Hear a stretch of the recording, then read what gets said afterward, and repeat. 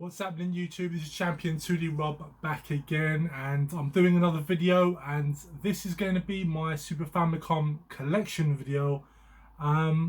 People have been asking me about doing a updated Super Famicom collection.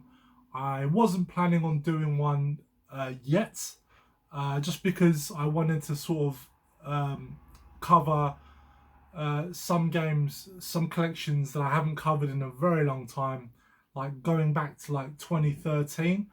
But I've had quite a lot of people asking me about doing a Super Famicom collection, so I thought, you know, if people want to see it that much, then I might as well just do it, basically. So I don't have that many games. I've got 20 games, and just before I get into it, just to briefly explain my sort of history with the Super Famicom, and that's really, I didn't really have much of a history with Super Famicom. I didn't grow up with Super Famicom. I didn't really even grow up with the Super Nintendo. I did play a lot of Super Nintendo. I mean, it's part of my childhood, but as far as import gaming goes, like that was completely alien to me.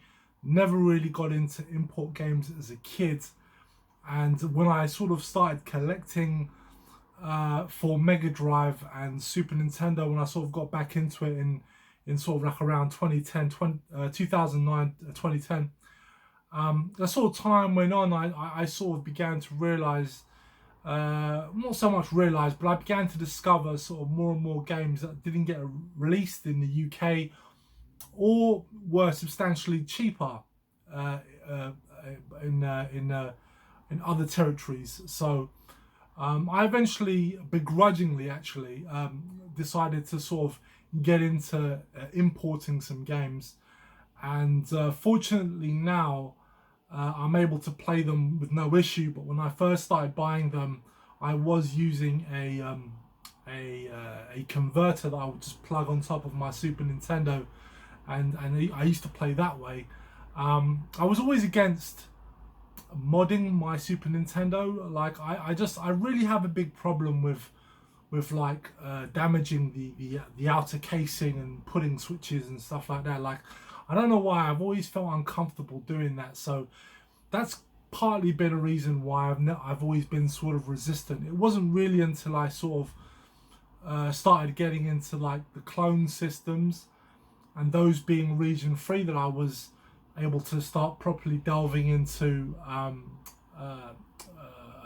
other import titles. And now that I have the Super NT by analog, as well as the Mega SG also by analog, region is no longer an issue. I can play games from all regions, no problems at all. It's an FPGA system, so it's hardware emulation, not software emulation. So at least I know I'm going to get basically, you know, proper, as close as you can get to the original hardware itself. So yeah, anyway, I've been enjoying picking up for the Super Famicom. Unfortunately, a lot of the games that I want to get do go for a lot more now, so I do have to be selective when I choose to buy games. But when I first started delving into it, while the games were expensive, they weren't super expensive. So I was actually luckily able to get some great games for some really good prices. So anyway, enough of all of that. We're going to go straight into it. So the very first game I picked up, well, not the very first game I picked up, but the first game I'm picking out, and that is Hook. So this is a action platformer, and this one did come out in the West, but I don't know, I guess I picked it up because it was much cheaper. I think I paid like £20 for it.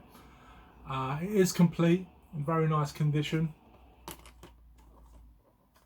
Sorry for the glare, guys. I've got it in a box protector. All my games are in box protectors.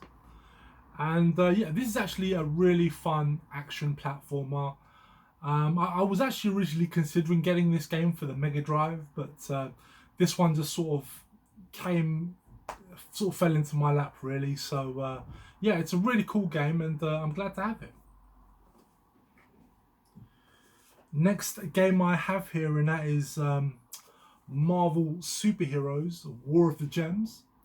And again, this is another game that did get a Western release. I don't know if it got a PAL release, but it definitely got a US release.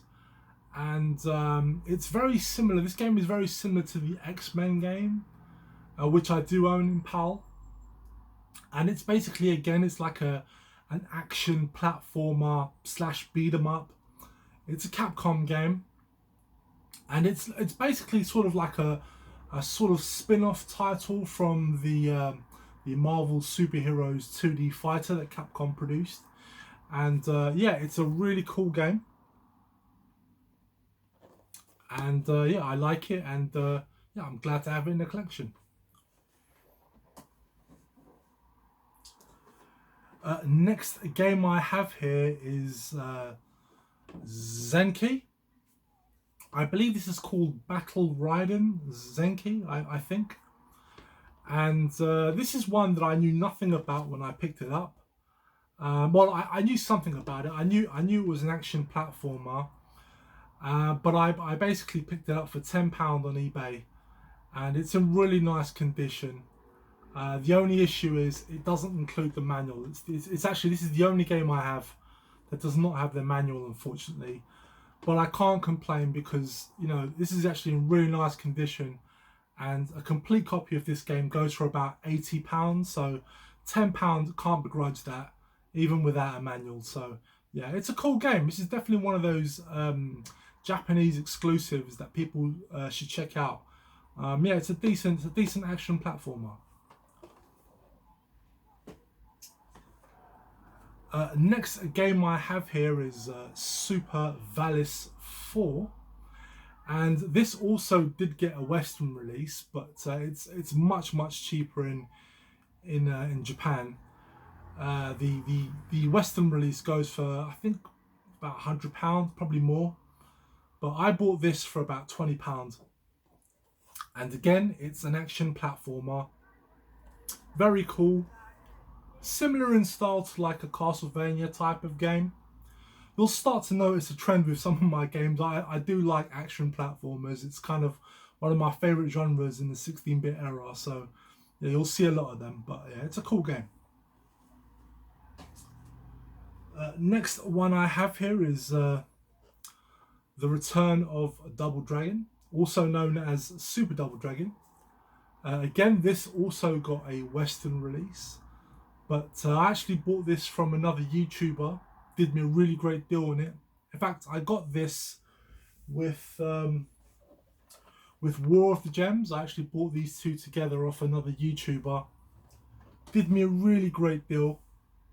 That was Craig's Here Again, in case you guys don't know. That's Craig's Here Again. He sorted me out. And yeah, great title to have. If you're one of the few people that don't know about Double Dragon, it's a side-scrolling beat 'em up. Not my favourite, to be perfectly honest with you, but it's decent enough. Next game I have here, and that is Castlevania Dracula X. And this is one of the first games I picked up for the Super Famicom. I was very lucky. I managed to score a basically mint copy, and I paid £50 for it at the time. Very lucky. I was very lucky to get this one.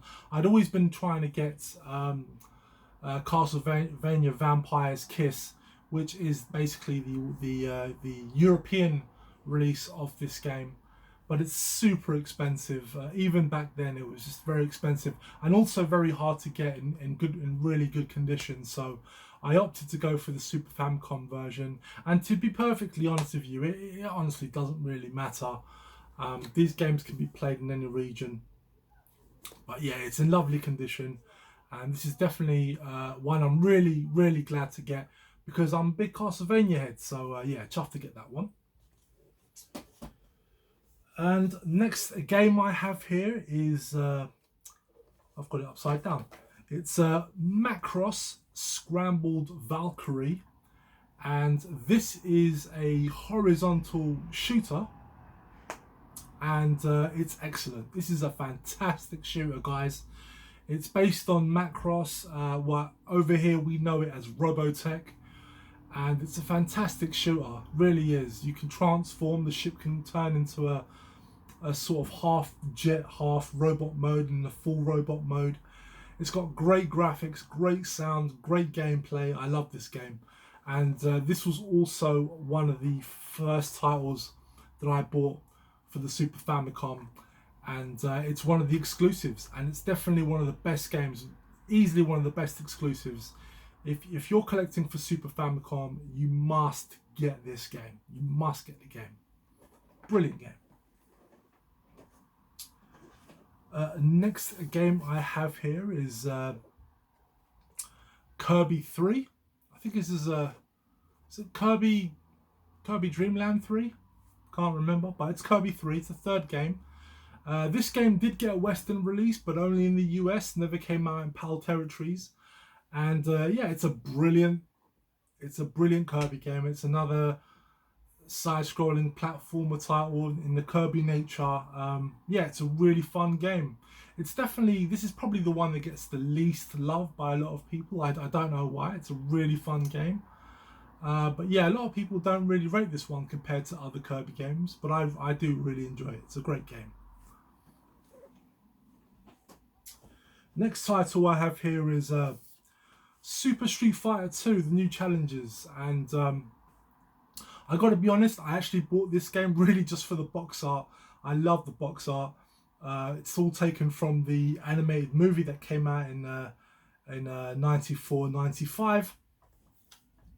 I honestly didn't really need to get this, but it was cheap. It was not expensive at all, and it's just a nice one to have. I'm a big Street Fighter fan anyway, so yeah, I'm just glad to have it.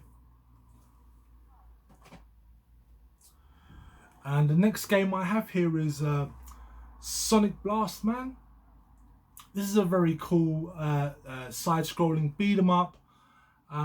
This did get a Western release, although it didn't come out in PAL territories.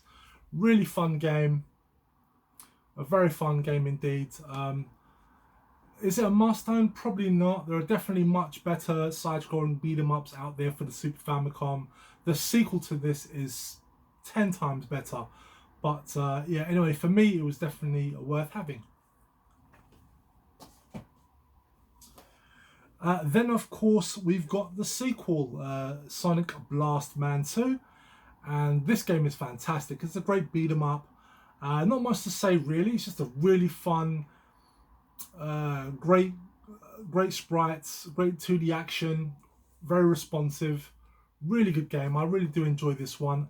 Unfortunately, the price has gone up on this game. It's quite expensive now, but it's definitely worth checking out or worth emulating. Either way, definitely do not ignore Sonic Blast Man 2, especially if you're into side-scrolling beat 'em ups. Next game I have here is this is Mickey Mouse in Tokyo Disneyland, and this was a Super Famicom exclusive. It's a 2D action platformer, Disney platformer, and I have to say this is a really fun game. It's very hard.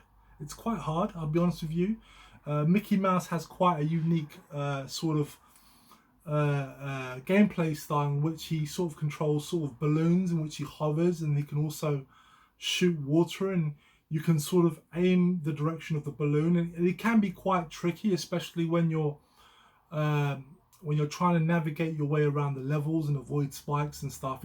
It's quite a tricky game, but it is fun, and it does have all that typical Disney charm that you would expect from a Disney platformer of this time. It's a shame it never came out in the West, because I think it would have been really well received, but it is a Japanese exclusive. I'm not too sure what this goes for now, but at the time that I bought it, it was very cheap. I believe I got it for less than £20, but I don't know how much it goes for now. But it's definitely one you should check out. Again, if you like your Disney platformers, definitely one to get. Next game I have here in that is Muscle Bomber, and this is known in the West as Saturday Night Slam Masters. It's a wrestling game, but it's very much an arcadey wrestling game. Plays more like a beat 'em up rather than it's what your typical wrestling games are like. And it's a Capcom game, and it is part of that Street Fighter universe. You got Mike Hagar from Final Fight. He's playable in this game. Really fun game, and it's not expensive either. This goes for about £40, so it's, you know, boxed and complete. So definitely check it out, guys. Especially if you like your arcade games and your beat 'em ups and stuff, definitely check out Muscle Bomber. Oh, and also it's worth noting that this game did get a Western release, but it's very expensive, so you're probably better off getting the Japanese version. Next game I have here is Gundam Wing the Duel, and this is another Super Famicom exclusive. It is a one-on-one 2D fighter, and it's brilliant. It really is. It's giant mechs fighting it out. If anyone's played Cyberbots on the Saturn, then it's pretty much that style of game. It's really playable though. It's fast, it's frantic, gameplay is solid, the graphics are beautiful. If you like 2D sprite work, you'll definitely appreciate this game. It's a lot of fun, and in my opinion, it's definitely a must-have Super Famicom game, and definitely one of the better exclusives as well. Next game I have here is Iron Commando. Now, this isn't actually the original copy. This is an official reproduction done by Pico. The actual original game itself goes for like over £1,000. It's very expensive, and honestly I don't think it's worth that much. I mean, I paid £60 for this game, new and sealed, and honestly I think I overpaid for it. So, you know, much less paying, you know, £1,000 for it. It's a side-scrolling beat 'em up. It's decent enough, but in my opinion, it's not up there with the best ones. And you know, I think I definitely think the Sonic Blast Man games are better than this, and the Final Fight games are better than this as well, in my opinion. But you know, it's a decent enough game. It definitely looks nice. It plays decent enough, but yeah, it's definitely not worth the going rate for it though. Next game I have here is Sailor Moon, and this is also a side-scrolling beat 'em up. There are actually two side-scrolling beat 'em ups on the Super Nintendo from Sailor Moon. This is the first one. It's based on the arcade game. Thank you, ice cream truck. Yeah, and it's a really good game. It is. It's decent enough. It's fun.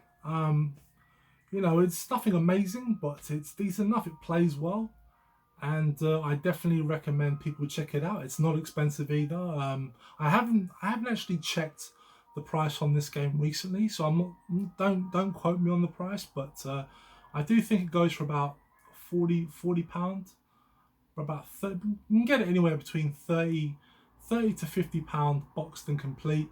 A loose cart will go a lot cheaper. But it is a fun game. It's a decent enough side-scrolling beat 'em up. Next one I have here is Teenage Mutant Ninja Turtles Mutant Warriors, and this did get a Western release. This is Turtles Tournament Fighters, the one-on-one fighter. And yeah, I never played this game before prior to getting it for the Super Nintendo or Super Famicom, and it's a lot of fun. I do enjoy this game. It can be tricky, but I've got to say though, I do love the box art. It's fantastic. Love it. Really do like that. But yeah, it can be quite a tricky game. But I'm a fan of 2D fighters. Though I will be honest though, if you're not really a fan of 2D fighters, you could probably give this one a miss. And next game I have here is Final Fight 2. As a beat 'em up fan, I have to have Final Fight 2, and it's a great side-scrolling beat 'em up. I do love this one, and fortunately enough, this game is still fairly affordable. So you know, don't sleep. Definitely pick it up. Very good fighter. Yeah, and a great Super Nintendo, Super Famicom exclusive. Trying to get a PAL copy of this boxed and complete is extremely expensive, so definitely opt for the Super Famicom release. Okay guys, final two games, and they are big ones. So we've got Final Fight Tough. Yeah, what can I say? I love this game. Some might say this game isn't really worth its price, despite being a good game. I know there are some people, especially people I know, that say it's not worth the asking price.